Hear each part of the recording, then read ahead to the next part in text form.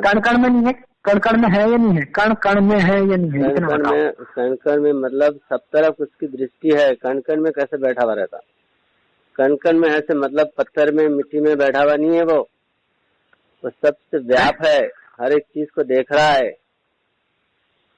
मतलब अल्लाह ताला सातवें अर्श पर है, उधर बैठे हैं और उधर एक टीवी लगाए, सॉरी भाई बुरा मत मानना, लेकिन मतलब एक निश्चित जगह पे है, तो फिर दीवार के पार जगह नहीं, निश्चित जगह तो उसका जो है एक स्थान बताया गया है। जैसे अब प्रधानमंत्री है, कहाँ रहते हैं? दिल्ली में रहते हैं, लेकिन पूरे भारत में उनका राज चल रहा है। तो इसी तरह परमात्मा की एक शक्ति है, अर्श जो बताया गया है ना, अर्श हकीकत में इंसान का दिल है। क़ल्बुल मोमिन अर्शुल्लाह ताला कहा गया, मोमिन का जो दिल है वो भी अल्लाह का अर्श है। तो इस तरह वो हर जगह रमाया हुआ है। मतलब अगर हर जगह, अब यही तो बोल के लोग मूर्ति पूजा करते हैं, जब हर कण कण में है तो फिर मूर्ति में भी है, हमको मूर्ति की पूजा क्यों नहीं करने देते बोलते ना। अब जो मूर्ति पूजक लोग, आप क्या बोलते हैं इसको? जी, सूरत में भी है, कण कण में है बोले ना भगवान, कण कण में है भगवान, तो फिर मूर्ति में पूजा कर रहे हैं तो आप मना क्यों कर रहे हैं?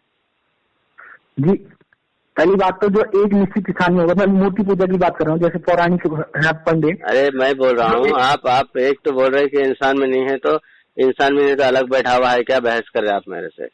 मैं जब आप कण कण में है, आप बोल रहे हैं आपकी आस्था है, तो मूर्ति में अगर कोई पूजा कर रहा है तो भगवान ही है उसके अंदर, आप उसको क्यों मना कर रहे हैं? देखिए कण कण में पहली बात मूर्ति पूजा, फिर कीचड़ में भी है, पानी में भी है, मिट्टी में भी है, लकड़ी में भी है, उसको पूज रहा है, तो आप क्यों उसकी निंदा कर रहे हैं? जी निंदा ये कर रहा हूँ कि वो मूर्खता है इसकी, कि एक उसे पूजा नहीं। हम बोल रहे हैं तो आपको मूर्खता नहीं दिख रही, आप बोले तो मूर्खता है। मैं आपको पहली बात उसमें गलत ये पूछा ना, मूर्ति आप ये बताइए कि जब मैं इंसान में बताया तो आप बोल रहे हैं कि इंसान में, उसमें बुरे में भी भगवान है, बुरे में भी परमात्मा है, उसके साथ नहीं है तो फिर बुराई कैसा कर रहा है? आप बोल रहे हैं कण कण में है, हर चीज में है, तो फिर जब कोई मूर्ति में अगर भगवान है करके पूजा कर रहा है तो आपकी निंदा कर रहे हैं, बोल रहा हूँ मैं। पहली बात वो मूर्ति के कण कण में नहीं मानूंगा भगवान को। अब आप यहाँ पर नहीं मानेंगे, हाँ? फिर कण कण क्यों बोले आप? जो कण कण में है तो फिर मैं ये बोलूंगा कि तो मूर्ति में है तो पूज रहा है ना, मूर्ति को कोई पत्थर पूज रहा है तो आप क्यों उसकी निंदा कर रहे हैं? पहली बात तो पूजा का भी मतलब उन्हें नहीं पता जो पूजा कर रहे हैं। तो मतलब कुछ भी रख लो आप, मतलब आपके पास रख लो, तो भगवान समझ रहा है। कण कण में आप भगवान को समझ रहे हैं ना, तो उसमें समझ रहा है वो, तो आप उसको क्यों निंदा कर रहे हैं, बोल रहा हूँ। पहली बात भगवान को अपनी तारीफ की जरूरत नहीं है, मूर्ति पूजा तारीफ की जरूरत नहीं, तो फिर क्यों बोल रहे हैं कि वो भोर भवा स्वा तस्वरण्यम भर्गो देवस्य धीमहि धियो यो न प्रचोदयात्, क्यों कर रहे हैं इसको? वंदना क्यों कर रहे हैं इसकी वंदना? वो कह रहे हैं जब तारीफ के काबिल ही नहीं है ना, वो तारीफ का मोहताज नहीं है, तो आप क्यों पुकार रहे हैं उसको? वंदना हम ये कर रहे हैं कि हवन क्यों कर रहे हैं, उसका नाम क्यों जाप कर रहे हैं? प्रकाश दो, अज्ञानता से ज्ञान दो, ये चीजें हैं। देता क्या परमात्मा? देता आपको ज्ञान देने वाला है, हाँ? हम पूछना, आपकी मान्यता है, देता आपको, आपको ज्ञान परमात्मा देता आपको, देना न देना ईश्वर के पास है। अब आपकी मान्यता के हिसाब से परमात्मा देता, उसको मांगने से क्या दे दिया है? मतलब जैसे आप भी तो मांगते हो अल्लाह। अरे हमारा छोड़ो, आप आपकी बात करो। क्षमा करता, देता, क्षमा नहीं करता हो, हाँ? वो हमें क्षमा नहीं करता, फिर क्यों बोल रहे हैं हम क्षमा? आप क्यों मांग रहे हैं जब वो क्षमा नहीं करता है? पहले से ही मूर्ख रखा है आपको, तो क्यों मांग रहे हैं उसको? हम उनसे कुछ नहीं मांगते, हम उनसे पूछते हैं। क्यों पूछते हैं जबकि वो देता नहीं? लो जी, पूछते हैं मतलब पूछना, मतलब पूछना। पूछ रहे क्यों? आप प्रश्न कर रहे हैं ना, परमात्मा से प्रश्न कर रहे हैं ना आप, हमको दो बुद्धि, दो ज्ञान, दो, प्रश्न कर रहे हैं ना। हाँ, तो क्यों प्रश्न कर रहे हैं जबकि आप अपने कर्म से आप अच्छे बुरे बनने वाले हैं, तो उससे क्यों प्रश्न कर रहे हैं आप? ये सवाल तो आप पर भी लागू हो जाएगा। फिर हमारा छोड़िए, हमारे पे लागू नहीं होगा। हम तो परमात्मा देने वाला है, परमात्मा माफ करने वाला है, जो जख्म में डालने वाला है, जन्नत में डालने वाला, ये आस्था है हमारी। आपके पास कहाँ है? हाँ, हमारी आस्था नहीं है। हमारी आस्था नहीं तो मांग रहे क्यों फिर? जब देता ही नहीं, आपके कर्मों से आपका फल मिलने वाला है, तो उसको क्यों प्रश्न कर रहे हैं कि हमको बुद्धि दो, अच्छे हम अच्छा ज्ञान दे, क्यों पूछ रहे हैं आप? आपसे तो धैर्य जो नास्तिक वो अच्छे हैं कि परमात्मा को जब करो भरो, पेट भरो, मेहनत करो, पेट भरो, परमात्मा को उसको पूजा करके वक्त में बर्बाद करो, तुम जो करेंगे वो मिलेगा। भाई जैसा करोगे वैसा कर्म का फल है। हाँ, तो वही तो बोल रहे हैं, जो नास्तिक लोग हैं वो तुमसे अच्छे बोल रहा हूँ। मुझे पूजा पाठ में वक्त बर्बाद नहीं कर रहे, हवन जलाने में, घी जलाने में पैसे लोगों के बर्बाद नहीं कर रहे। जब हमारे कर्म से मिलता है तो हवन क्यों जला रहे हैं, क्यों उससे मांग रहे हैं, क्यों उससे क्षमा बोल रहे हैं?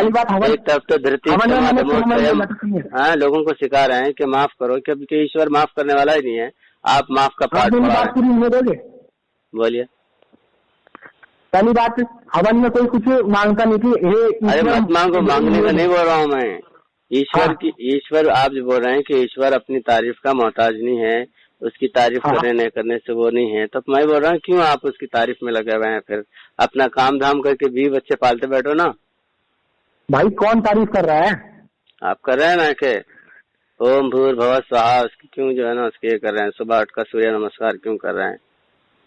सूर्य नमस्कार, देखिए पहली बात तो सूर्य ईश्वर नहीं है, ठीक है? ईश्वर आप दूसरे डाइवर्ट मत करो, मैटर को बदलो मत आप। मैं ही बोल रहा हूँ कि आप जो बोल रहे हैं कि ईश्वर कुछ देता नहीं, कण कण में उन्हें भरा हुआ है, तो वही सवाल आपसे कर रहा हूँ, तो आप हमारे पे पलट रहे हैं। तो वही तो पूछ रहा हूँ। मैं बोल रहा हूँ मूर्ति पूजा करते हैं लोग, तो आप उनको क्यों उनको मना कर रहे हैं? जबकि वो हर कण कण में भगवान को पत्थर में मिट्टी में मानकर उसकी जो है सेवा कर रहे हैं या उसको उसके रूप में देख रहे हैं, आप क्यों उनको मना कर रहे हैं? देखिए वो उनका धारणा गलत है, हम उनकी धारणा गलत है, आपकी धारणा है ना। आप बोल रहे हैं ना कि हर जगह है, गलत है। अरे देखिए, मैं आप पे ही आपत्ति, आपके ही बात पर मैं सवाल उठा रहा हूँ। आप बोल रहे हैं कि परमात्मा कण कण में है, हर जगह है, विद्यमान है ना? तो मिट्टी में भी है, पत्थर में भी है, लकड़ी में भी है, हर जगह है, तो इसके रूप में देख रहे हैं, तो क्यों आप उसको मना कर रहे हैं? वो इसे इंसान के रूप में देख रहे हैं ना, है?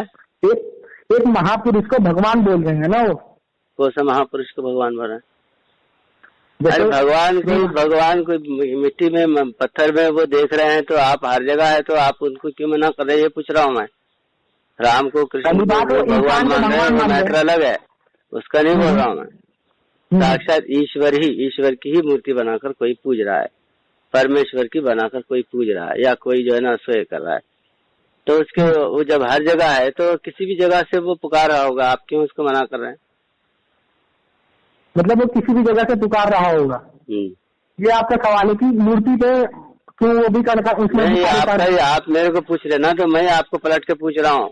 आप बोल रहे ना कि जब अल्लाह हर जगह है तो फिर वहाँ क्यों नहीं है, आप बुरा में क्यों नहीं है, जो आप मेरे से पूछ रहे हैं ना।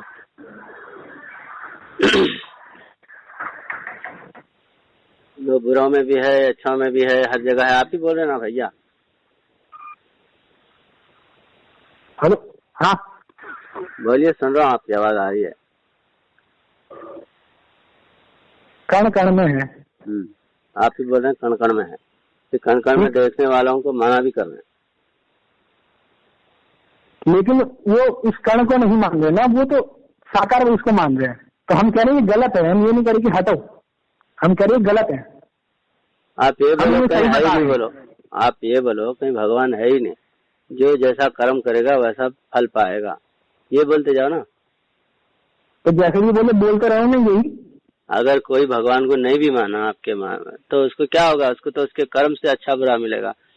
समझे, मैं भगवान को ही नहीं मान रहा हूँ, नास्तिक हूँ मैं, अच्छे कर्म कर रहा हूँ, तो मैं भगवान को मान के उसके हवन में पूजा में वक्त क्यों बर्बाद करूं? वही 20 बच्चे पालने के लिए लगा देता हूं मैं वक्त। मेरा अच्छा कर्म जो है मुझे अच्छा बनाएगा, बुरा कर्म बुरा बनाएगा, ईश्वर को मानने की क्या जरूरत है?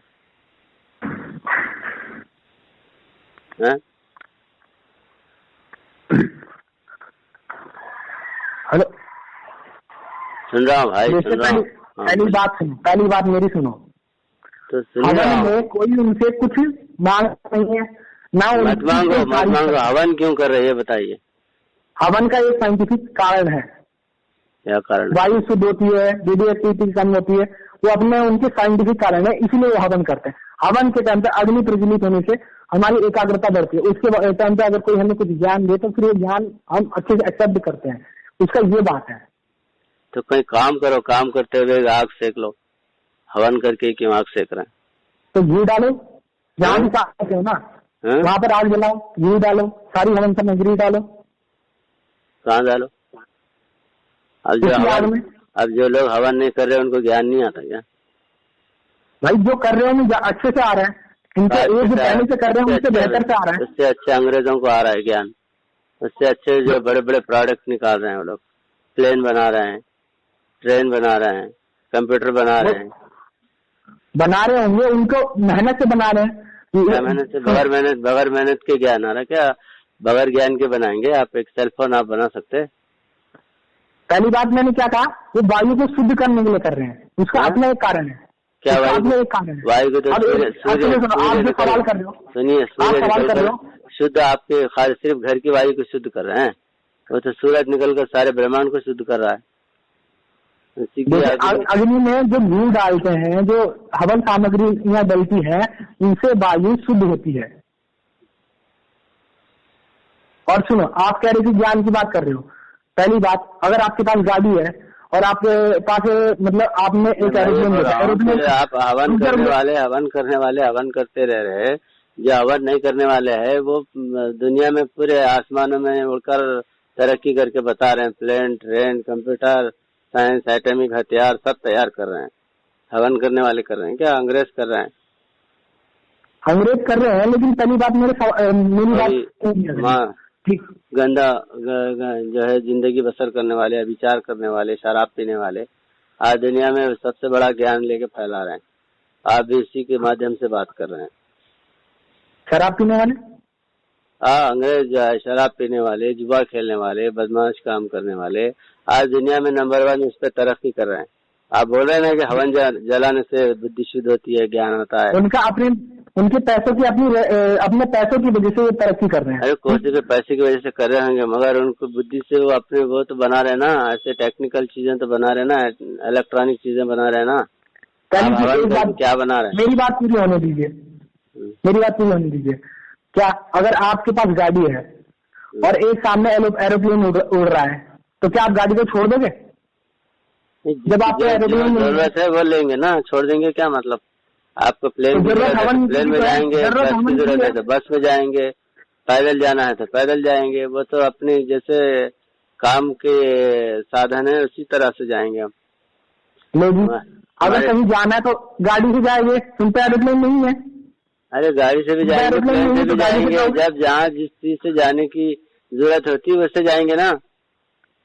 तो जिस चीज से फायदा होगा उसी से तो जाओगे, गाड़ी से सस्ता पड़ा तो गाड़ी से जाओगे। हाँ बिल्कुल सही है, नहीं कौन बोले, है ना? बिल्कुल। तो ऐसे ही है हवन। क्या हवन? ऐसी हवन, क्या हवन? फायदा होता है, इससे फायदा होता है, इसलिए तो करो। हेलो क्या फायदा होता है? आप नमाज पढ़ो, उससे ज्यादा फायदा होता है आपको।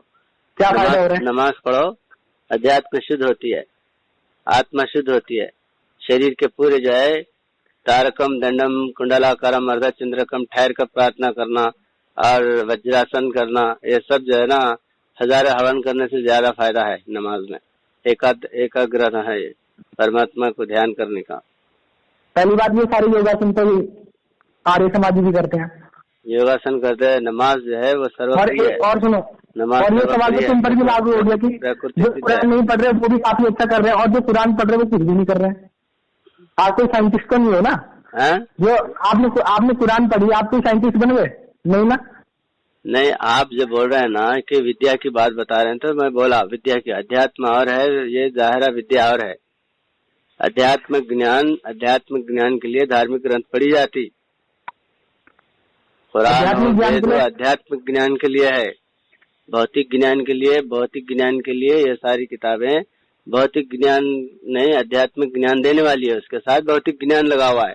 भौतिक ज्ञान पकड़कर आध्यात्मिक छोड़ेंगे तो कुछ भी हासिल नहीं हो सकता।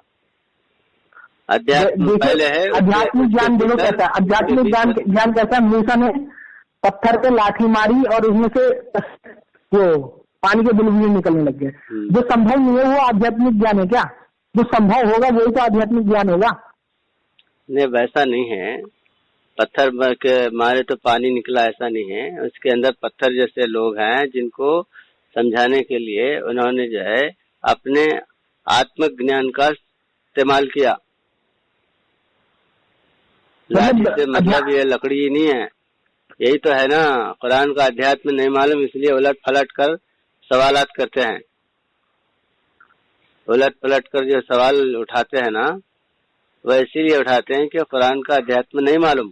अब हम 33 कोटि देवता हैं बोले तो आप समझा दे, 33 कोटि देवता का मतलब ये नहीं है। देवता का मतलब देने वाला है, देवता का मतलब ऐसा है। आप समझा दे ना कि भगवान है, 33 कोटि भगवान है, आपकी आस्था है?